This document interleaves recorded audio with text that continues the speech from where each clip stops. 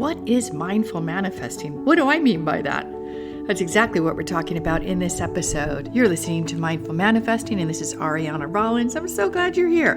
Before we get into the content, if you doubt your ability to manifest the big things, I invite you to book an Unstoppable Success Discovery Call, where I'll pinpoint the stumbling block and what you can do about it. Now, back to the episode.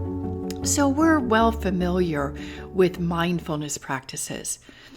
That could be somebody is meditating regularly, they're practicing self-awareness, taking responsibility for their actions. When something happens in their life, maybe a conflict in a relationship, they look at their part in it, they own it, they reflect it, and they clear the air. So mindfulness practices, I would think in this current day and age, would be also observing and mastering our ego. We're supposed to have an ego. I'm not one of those people that says eliminate and eradicate your ego fully and completely. The ego is a necessary part of being in a human body. The ego, if you think about it, is the part of us that ensures our physical survival. And if we think about the body as a storehouse of the unconscious mind, which I've talked about before on previous episodes, well, the ego is trying to protect the organism, protect the unconscious mind. But what happens when the ego gets triggered by somebody not respecting us, not calling us back when they say they're going to? Someone, our spouse or partner, talking to us in a belittling way. Well, that's not really threatening our physical survival, is it? And that's where the ego has taken on more jurisdiction and has more command and control over our life than it rightly should. And a lot of what I see as mindfulness practices is having that discernment. When did I operate as my highest, most healed self? And when did I fall asleep and get triggered and bring out all guns blazing when someone cut me off on the highway, or someone didn't tell me something when they should have done? It's like there's a part of us, and I will say it's definitely our egoic mind, that things, people, and circumstances should follow what's right for us 100% of the time, whether it hurts them or not. I don't know. That's a weird definition of ego, but I just came to that right now. So mindfulness practices would be taming the ego, keeping it under our conscious command. So let's go back to the example. Say you're in a crucial conversation with your spouse or your partner, and they bring up something from 10 years ago, and you're just like, no way. Really? We've already handled this. Well, how would you respond?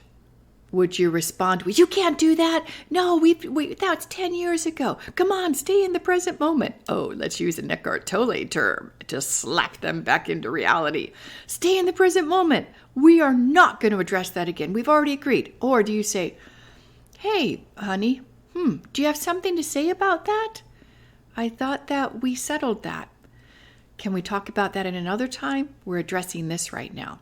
So when a partner or spouse does that, is they are trying to hook us in, trigger us so that we are going to have this whatever little energetic argument battle.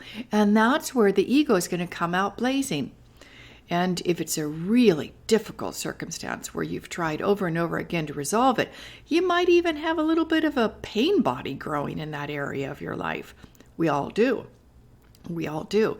Pain bodies are really something to behold. And it's like when a pain body gets active in someone, like our spouse or partner, and we respond in kind, these pain bodies are going at it. And our consciousness, our awareness, our true self, our inner being is just like stepping to one side, watching it, and can do nothing about it. So mindfulness practices kind of bridges the gap from operating from our historic patterns and our unconscious blockages to bringing more presence, bringing more awareness, bringing more understanding and compassion to what we're facing, whether it's a conversation with someone or someone has cut us off on the road. It's really a pause point, mindfulness practices. And they allow us to reflect in that microsecond before we react versus responding from our unconscious patterns, our ego, or our pain body. So mindfulness practices, I think, is a healthy way of being in the world. So I invite you to reflect on what your mindfulness practices are. How do you pause? How do you stay in the present moment and not react from being triggered? There's a beautiful exercise I teach in some of my programs. It's called the trigger awareness process.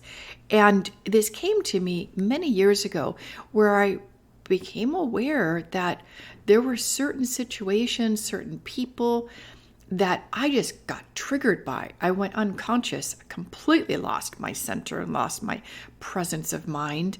And it would bring the worst out in me. So I was reflecting on that. And I was like, wow, what happened? It's like, where is that? Yes, of course, we can say those triggers triggered a blocker, but I didn't want to go that far with it just then. I wanted to practice some self-awareness, some observance, and start to notice what were the situations. Were there certain times a day that I became more easily triggered? Were there certain people? And of course, yes, and yes again. And that's what I documented on the trigger awareness process. And then from that point, I could have some observation. So when it happened again, I was like, oh, there it is. And it allowed me that momentary microsecond of pause so I could respond differently and not react. So that's one of my favorite little tools, the trigger awareness process. And then tracking down, do I have a blocker running that this person lovingly triggers in me, like steps on my big toe and I scream and, we're off to the races and we're in a discussion that is not healthy. So mindfulness practices for me are also daily meditation because that helps me, in a way, I just thought of it, kind of digest my life, digest my day, digest what's going on, gets me out of my analytical mind for a moment and back into my heart, back into my body. And it gives me a little respite from the constant demand of go, go, go and do and get this done. So for me, meditation is a cornerstone of mindfulness practices. And interestingly, I've discovered this over the past 8 years is physical movement. I know you might not think of that, mindfulness practices, physical movement.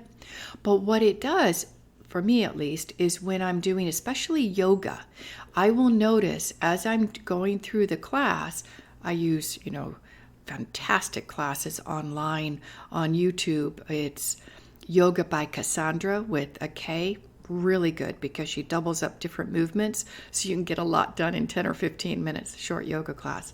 But what I notice is I start yawning and it's like the energy is moving out. The things that just didn't go well in the day. And it's like I'm processing out by the yawning, which is a brilliant sign. So that's one of my mindfulness practices. Another one is walking on my own.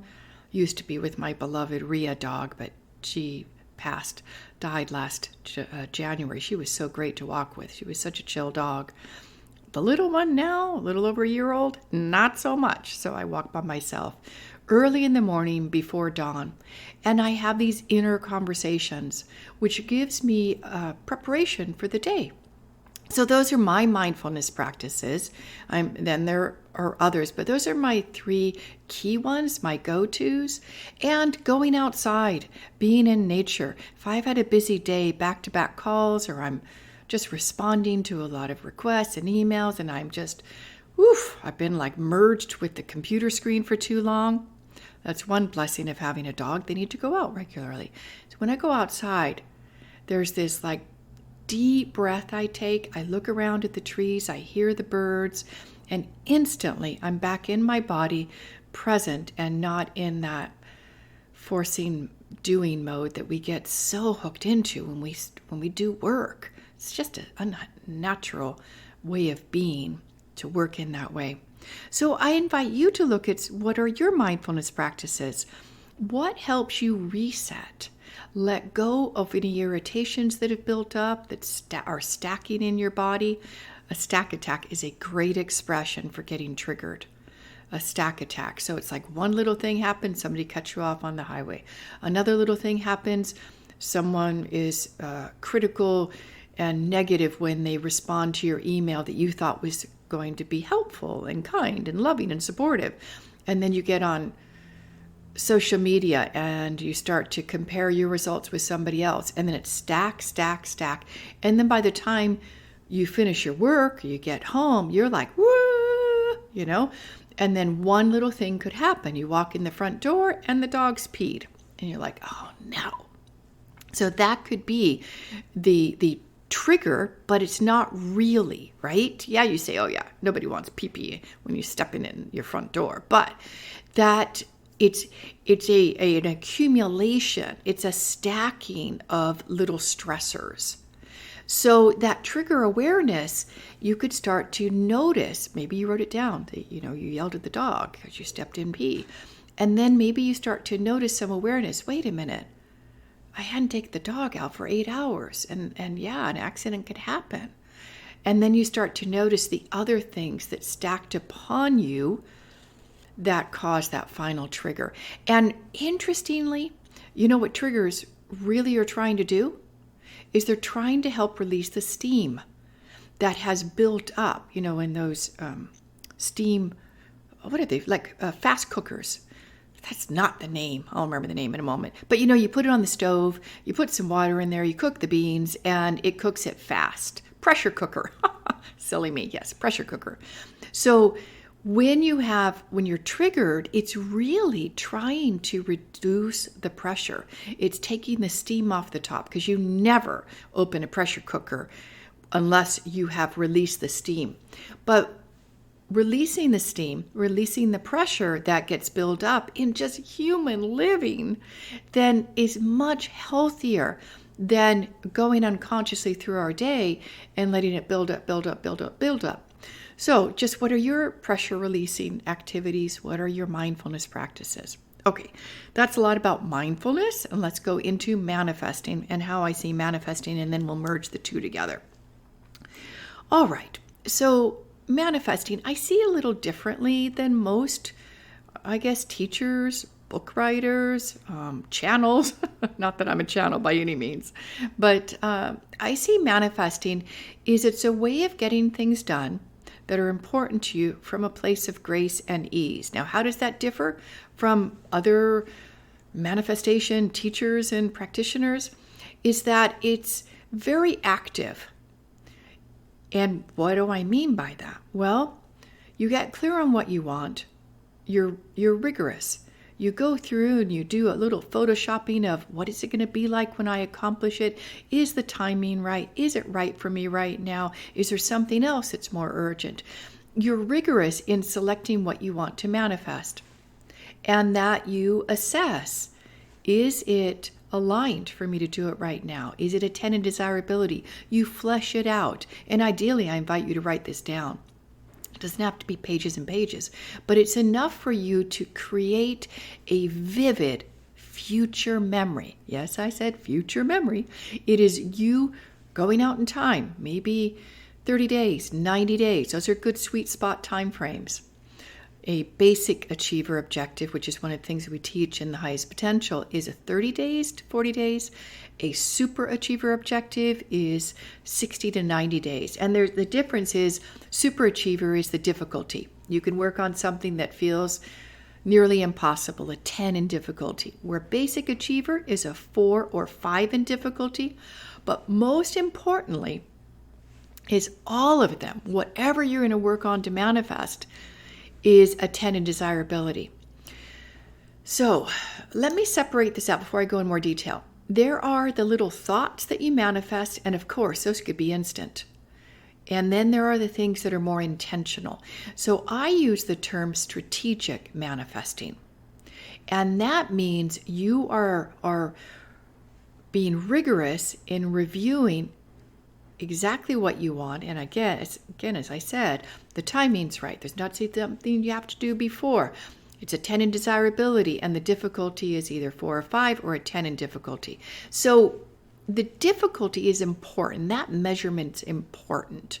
I don't know many people talking about manifesting where you're measuring the difficulty. We're only focused on, yes, I want it. It's a 10 in desirability. Give it to me now, right? Give it to me now. But the difficulty will help you determine your mindset right now. A difficulty of 10 is your perception of, oh, it's nearly impossible. But for somebody else, it's not. So, as a little example, so someone wants to get married and they've not been dating for a while. Maybe they're recovering and healing themselves from a prior relationship, and they really want to turn up differently in this next relationship. So they've been out of the dating market for a few years. And then they think, whoa, I really want to start dating again. I want to get married. I want to meet the love of my life. I want to marry my best friend. Well, the longer they've been out of the dating market, the more the perceptual difficulty is of how to set up an online profile, how to have an enjoyable first date, how to figure out who you want to date in the first place, how do you review their profiles. So you're starting to see that versus somebody who just broke up with someone. They've got their profile up, they activate it, they turn it back on, and all of a sudden they're scrolling through the online dating app, and it's like, oh, that person, like. I haven't actually done this, so I don't know how it works, but I guess you comment or you like or something like that. So do you see the difference is the person who's just broken up, and like it's been maybe a few weeks, and like, yeah, I'm ready to start dating again. So they have the experience, they have the reference, they have been in the dating market, they know how to go on first dates, they know how to start conversations. They know what they want versus somebody else who's been kind of in their own world and between their, two ears, and they've been reflecting, and maybe they've made it like super daunting to even start dating again. So it's perceptual difficulty, and that's really good information for you as you choose to manifest whatever it is you want, because when it is perceptually a 10 in difficulty, the gap is wider. You've got more things to overcome and review and clear out to get to where you want to go, which is why I always suggest, let's start with something that's perceptually a 4 or 5 in difficulty. So strategic manifesting, that's what I'm talking about. We are using our analytical mind and not just our imaginary experiences and creating a fantastic visualization. That's brilliant, and that's definitely a piece of how I teach manifesting, but it's not all of it. I'm not someone who says, sit on your sofa, close your eyes, and go home, and then imagine your future memory, your what we also like to call endpoint success image, and then let it go. No, we check in. We check in daily, but not in a fretful place, not in a, am I going to make it kind of place, and a doubting place, because all of that, my friends, would be what we classify as blockers. Anytime you're in doubt, anytime you're in like white knuckling manifesting, it's gotta happen, I gotta make it happen, and it's like just that force and pressure, and you're constantly looking at your email. Did that prospective client respond? Oh, no, they didn't. Should I follow up yet? No, I shouldn't. No. And so you're in that white knuckling living. That's not the sweet spot of manifesting. So strategic manifesting, if you've done the prep work, you're checking in daily. Do I have any messages? Is there any action for me to take? Do I have any blockers running? Any negative mindset that's going to take me off my success path to manifesting my endpoint success image? So I hope that fleshed out mindful and manifesting, and why I called the podcast Mindful Manifesting. For me, it brings in the spiritual perspective and the getting stuff done perspective, which manifesting is brilliant. Just one more thing and then we'll wrap up.